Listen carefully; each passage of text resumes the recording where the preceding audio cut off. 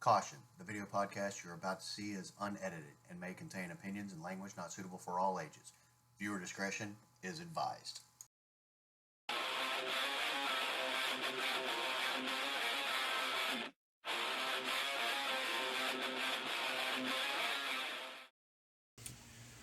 Welcome back to Two Broke Airsofters. I'm Drew, aka Lil Reaper. And I'm Tyler, aka Legion. And as you can see, there's no freaking white line between us now. That's because he actually drove over here from Lord knows where. And we're going to do a topic today. And Tyler, what's our topic? We're going to be talking about face protection. So we're going to look at all the things that you can use to keep those little white BBs from leaving little white dents in your face. Little white dents in your face. That way, if you're pretty like him, you can still stay pretty. So, what do you got for us? So, the very bottom of the barrel, the basic thing that you're going to need is your eye protection. Most people are going to wear something that's either like a shooting glasses. That's your basic minimum.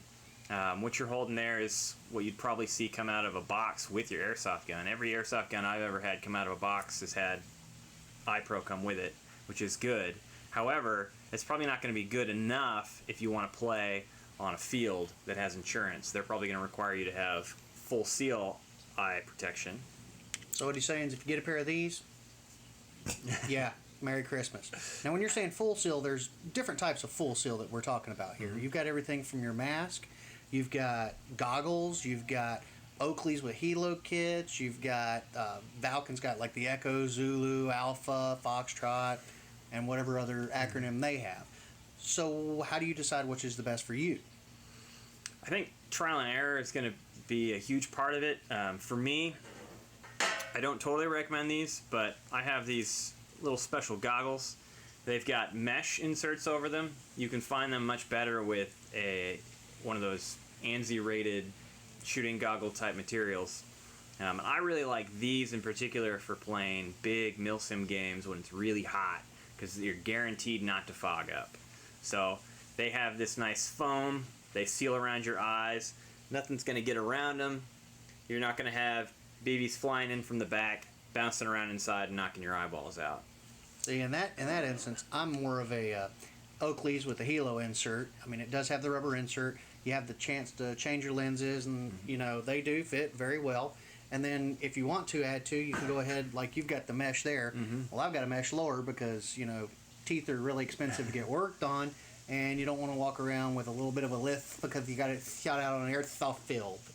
So that's something I like. Now, what do you do about guarding your pearly whites? Because obviously you don't have the beautiful ballistic beard. I really like your mesh mask. I probably will get one day, but I'm super cheap, so I use this fancy Shema, and I just wrap it around my face like a bandit. So it's very simple. It's cost effective. I think I probably paid $8 for this thing, and then I just wrap it around my face. Now, so he's there to steal your objectives and to steal your heart. Oh yeah. So this isn't going to be 100% as effective as your mask, because this has a tendency to slip, and it's also going to be a lot warmer. So if you're playing out hot summer days, you're going to have to pay attention to dehydration. Now, one thing you did get to use when you came down and visited us last time was, of course, I'm doing a lot more indoor, so we bought this sweet little dye mask, which, by the way, now has a #MillSpeed sticker, just to put that out there, by Tacticool Imaging. Now, this little thing, you look at it, and the first thing that comes to mind is paintballer. Second thing that comes to mind now is speedballers. But what were your opinions when you actually wore this? You know, it was really comfortable. It's light. It doesn't bother me while I was playing with it. So I'm not as against it as I used to be. And the big thing is, I walked away without a single mark on my face, which is fantastic, because I've played in games where I walked away looking like an IED victim.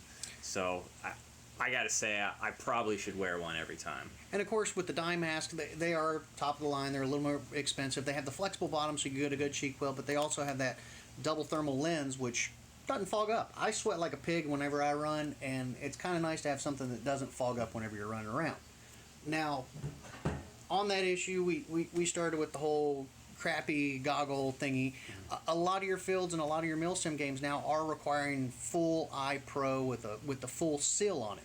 So if you do happen to go to some of these fields that have that requirement, you know, invest the $20. I mean, God gave you two eyes, don't get them shot out, by all means. I mean, you're dealing with BBs traveling at velocities up to and above 400 FPS. Yeah, what it really comes down to is safety first. So if you don't spend money on any other thing in airsoft, if you're cheap about everything you do in airsoft, don't be cheap about the protection. So we've seen people get their teeth knocked out. We've seen people get their BBs embedded in their skin that had to be pulled out like a zit. We've seen some nasty stuff from people getting shot at point blank range. I have scars up and down my thigh from an indoor game, and that was through clothing. So I really would not recommend being cheap on your face protection. So basically, either grow yourself a badass ballistic beard, or if you're going to be a baby butt, go get yourself a piece of metal to protect your jaw. Get something over your eyes. Be safe when you play. That's basically what it comes down to. I've got no cons about any of these other than the fact that some of them are a little expensive. But like you said, it's your eyes, it's your face. Spend it. Yeah, the only negative I've ever seen is that with mesh, it is a little less strong than the ballistic glass, if you will, ballistic plastic. So I would not recommend this for indoor games or close combat. Well, that's pretty much it. Make sure to send us some friggin' ideas. I mean, a couple people have commented, said good things. I haven't heard anybody say a bad thing yet. And if you do say something bad, don't worry. I won't show up at your house till after midnight. Other than that, make sure to check out Tacticool Imaging again. We're going to give those guys a big shout out every time. You can see the milsim sticker. And then, of course, our little first base little whatever the hell that's called, title, t-shirt, pew pew you. I'm not snazzy or rich enough to have the button-up shirts. But for me, that's about it. You got anything else to close with? I mean, please keep watching and please keep commenting. I'm Legion, a.k.a. Tyler. I'm the bearded badass, a.k.a. Lil Reaper, and we'll see you on the field.